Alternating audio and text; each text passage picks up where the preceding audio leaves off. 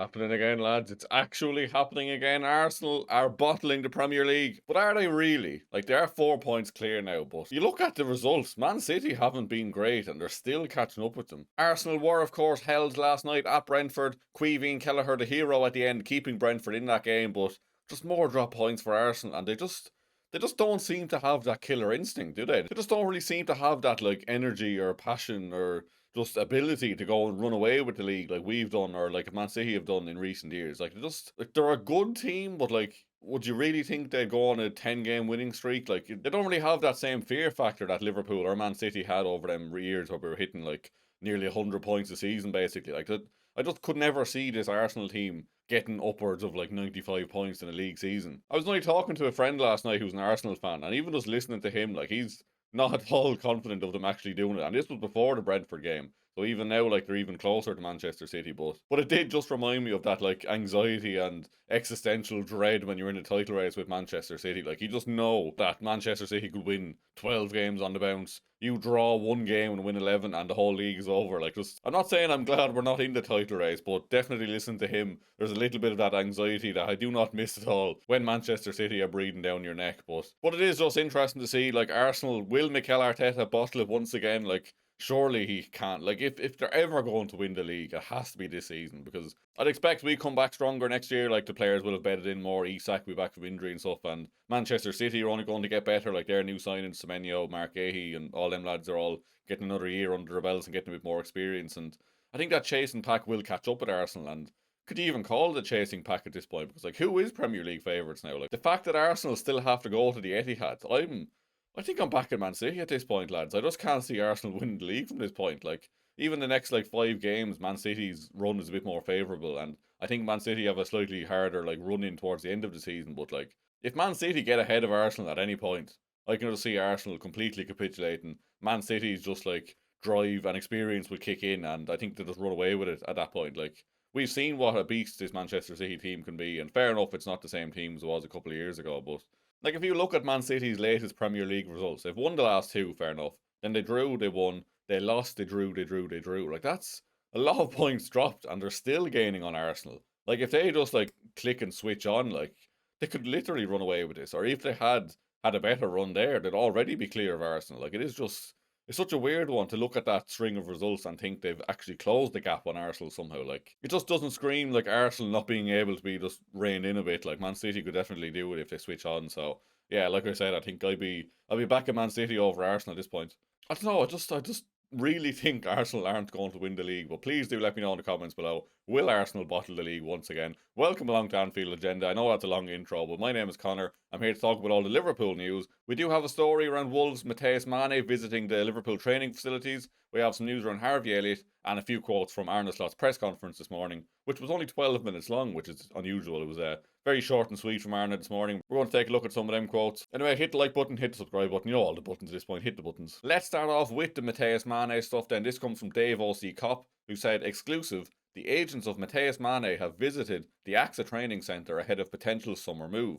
Mane's reps are set to visit a number of clubs with talks at an early stage.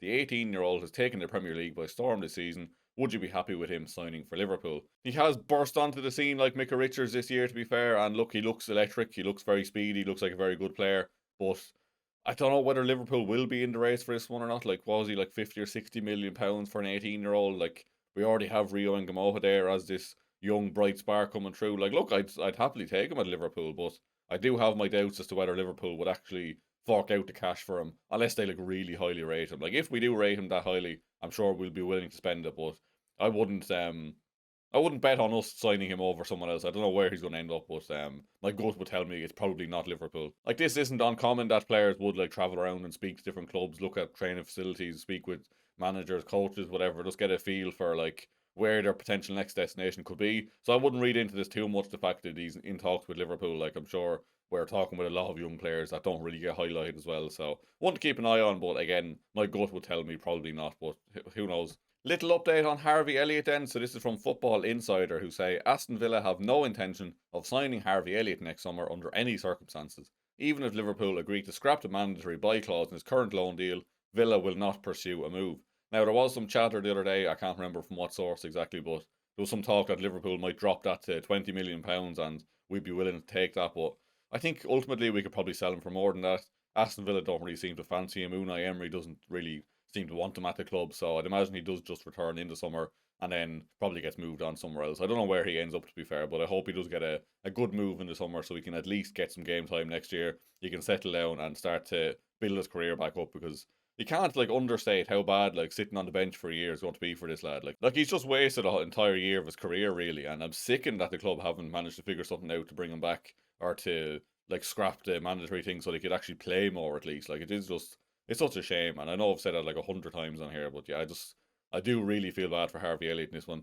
Right, let's fly through some of the press conference quotes then. Arne Slot was speaking about Milos Kerkez and said, Milos has shown this season that defensively he's very solid, able to defend 1v1 against the best wingers in the world. He has been brilliant, to be fair. He's definitely come on leaps and bounds since he come in, and I am very happy with how Kerkez is progressing. He's going to be an absolute star, and he already is, to be fair, so well done to Milos. Speaking on Dominic Szoboszlai then, he said, all the qualities he has, close to ridiculous. On the ball, off the ball, his work rate is another level. The intensity he presses with is incredible. We can all see the technique and game insight he has. Dom, of course, has been fantastic this season. We did miss him against Sunderland, to be fair, but thankfully we did get 3 points without him, and he is back in the squad for the Brighton game tomorrow. Slot speaking on Van Dijk always playing, then he said, it has been vital. He has been fit every single time. I've said how big an accomplishment that is for a player of his age. Plays every 3 days, but not a coincidence when I see the work he puts in. And that is an underrated thing about Van Dijk, to be fair. And even like Mohamed Salah over the years, like these lads just don't really get injured. They don't need rest. They don't need like weeks out. Like you see, like I don't want to put blame on people. Let's say like Conor Bradley, Jeremy Frimpong, like Joe Gomez. Like you can't really rely on them to play like 20 games in a row, or at least like 18 out of 20 games. You know what I mean? Like Virgil van Dijk and Mohamed Salah have been just bulletproof the entire time at their Liverpool career. And I probably jinxed that now, to be fair. So if any of them get injured, then you can blame me. That's fair enough. But yeah, it is definitely an underrated thing about Van Dijk. The fact he can play 3 times a week in, week out, still look like as good as he is. Like it is just a very underrated trait of his. Arne Slot on set pieces then, he says, it's gone through the roof how important it is. It's actually impossible to win the league if you have a negative set piece balance like we do. Well, it certainly is at this point, Arne. We're sitting in, what are we now, like 6th or 7th or something like that? But we'll talk about that another day. Speaking on his Brighton lineup then, he said, I need another 24 hours to decide on the lineup. Load management is so important right now. We listen to how the players feel and then make the best possible decision. It is a tricky one, isn't it? Because like you'd think in a cup game you would rotate like probably maybe 5 players in or out, but like we don't really have 5 players to bring in ultimately. Like we have like Mamardashvili probably come in, Joe Gomez probably in a good show of starting, Curtis Jones probably starts after not starting against Sunderland. Chiesa maybe gets a start. Rio at a push maybe gets a start. Trainioni, like that's only 6 players that could possibly really swap out, and probably won't make all them changes, to be fair. So I am intrigued to see what he goes with.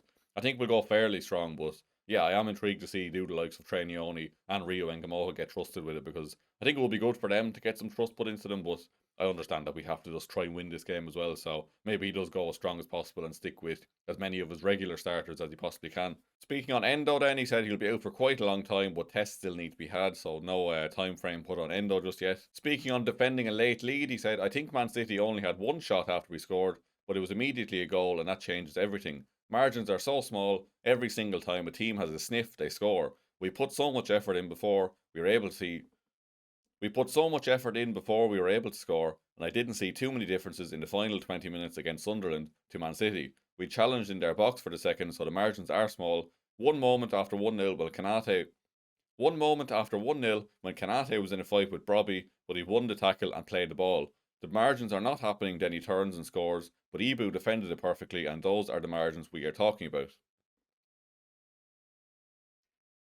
Hello. They're filling the potholes, lads. We've got confirmation. Anyway, where were we? Last quote from Arne Slot then. We have 3 priorities. The FA Cup, qualifying for the Champions League and the Champions League, but we have to consider the squad also. So Arne kind of downplaying expectations there. We don't have a deep squad at the minute, so it's hard to see us really going far into the Champions League and trying to compete in the Premier League as well. I made the point on the podcast yesterday. If you haven't checked that one out, please do go check it out on Spotify. That if we had like say if we were Aston Villa at the minute, we could kind of start to prioritise the Champions League, because like top 4 is probably wrapped up, but at this point we just can't afford to drop any points, so we have to prioritise the league, and that would probably hamper our chances in the Champions League as well. So I'm interested to see how we get on. I'm still backing us that we can win it, but If we actually will or not is another story, of course. That's all from me anyway. I hope you enjoyed this video. Please hit the like button before you head out. Hit the subscribe button so you never miss a video. Craig will have a video out in the afternoon about 4:30. We'll be live again this evening then from 8:45 as always. Thank you very much for watching and I will see you very soon.